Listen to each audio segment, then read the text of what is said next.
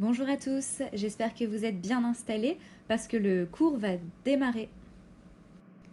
Tout d'abord, j'espère que vous allez bien et que vous arrivez à trouver du plaisir dans vos apprentissages ou les diverses activités que vous faites. Pensez surtout à les varier, ce n'est jamais bon de rester des heures sur la même chose. Aujourd'hui, on va s'intéresser à notre objectif principal en art plastique, qui est de voir si vous avez su choisir et organiser des matériaux de récupération en fonction des effets qu'ils peuvent produire sur le spectateur, à savoir représenter un animal de compagnie.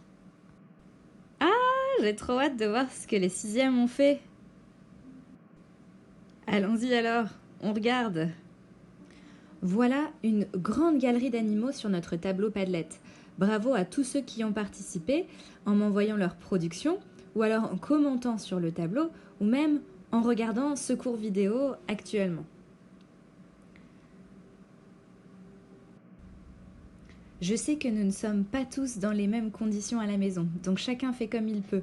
L'importance, c'est l'effort et le plaisir dans l'apprentissage. Pas besoin de stresser, les arts plastiques ne doivent surtout pas être une source d'angoisse. Alors, on va commencer par voir quel matériau vous avez choisi pour donner quel effet. On remarque dans un premier temps que parmi vous, il y en a certains qui ont été inspirés ou en tout cas qui ont cherché un objet qui avait la forme de l'animal qui les intéressait. Quand on regarde par exemple l'animal de l'or, on peut voir que justement la forme de la bouteille l'a aidé dans son idée. Il y a également le travail de Ange ou encore celui de Shems où le côté plutôt en bloc fait penser à un univers de jeux vidéo. Donc on voit que parfois la forme d'un objet peut induire une idée ou inversement, je vais choisir un objet en fonction de sa forme. On remarque que pour certains, l'objet de récupération que vous avez choisi a pris le dessus sur l'animal de compagnie. Par moment, on ne comprend pas quel animal vous avez choisi. Par contre, on voit très bien les objets récupérés, notamment quand on regarde le travail de Rachid. On voit bien la brique de lait et le pot de Nutella. Il est un peu plus difficile de comprendre quel est l'animal qu'il a choisi. On voit cependant que pour d'autres, l'objet de récupération s'efface dans la création.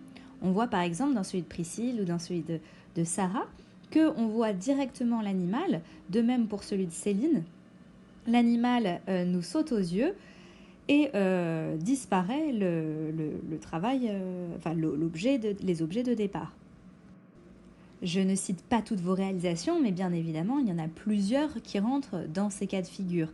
Si on regarde celui de Maya également, on voit qu'on ne pense plus nécessairement aux matériaux qui ont été utilisés, on ne voit que l'animal.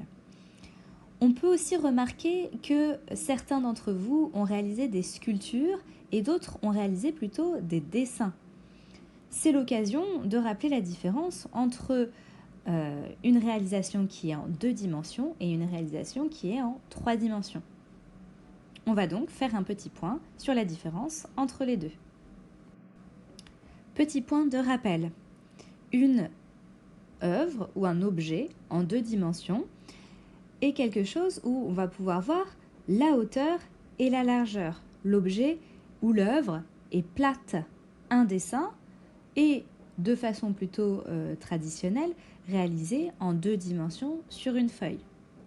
Une œuvre en 3 dimensions est une œuvre où l'on va voir la hauteur, la largeur, mais également de la profondeur. On peut parler de sculpture ou d'œuvre en volume.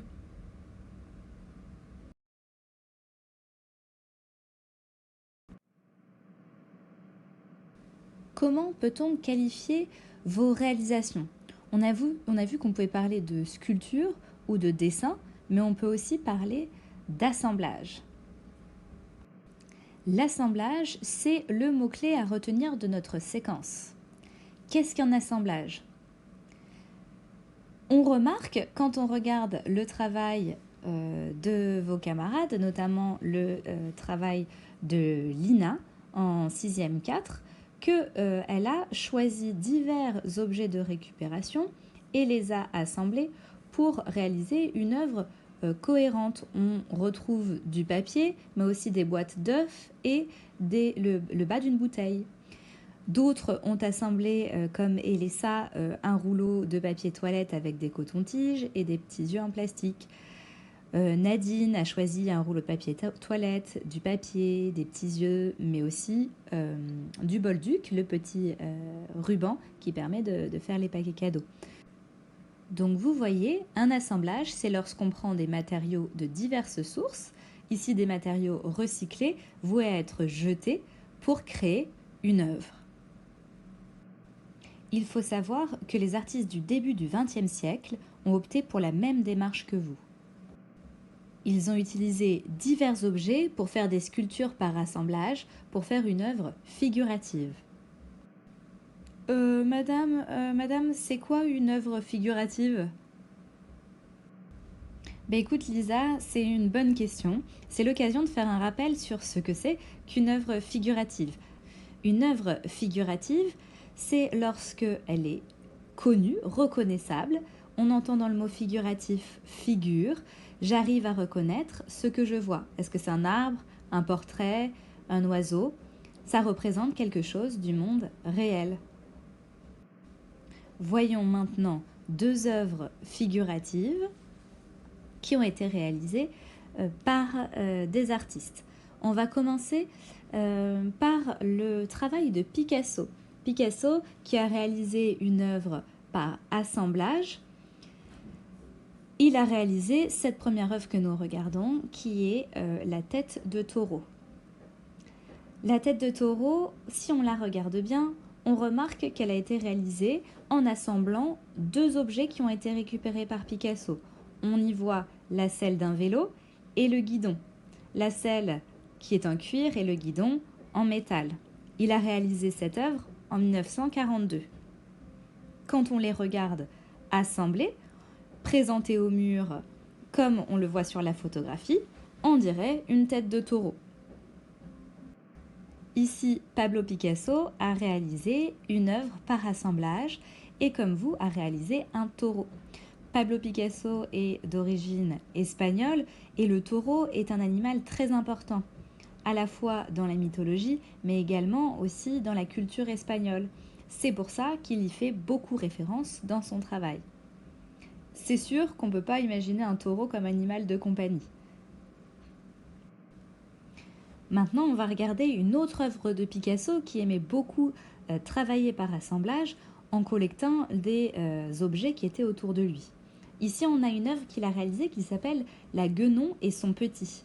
Si on regarde bien la Guenon et qu'on observe sa tête, on découvre que sa tête a été réalisée à l'aide d'une petite voiture, une petite auto, qu'il a ensuite intégrée et utilisée comme le visage de la Guenon.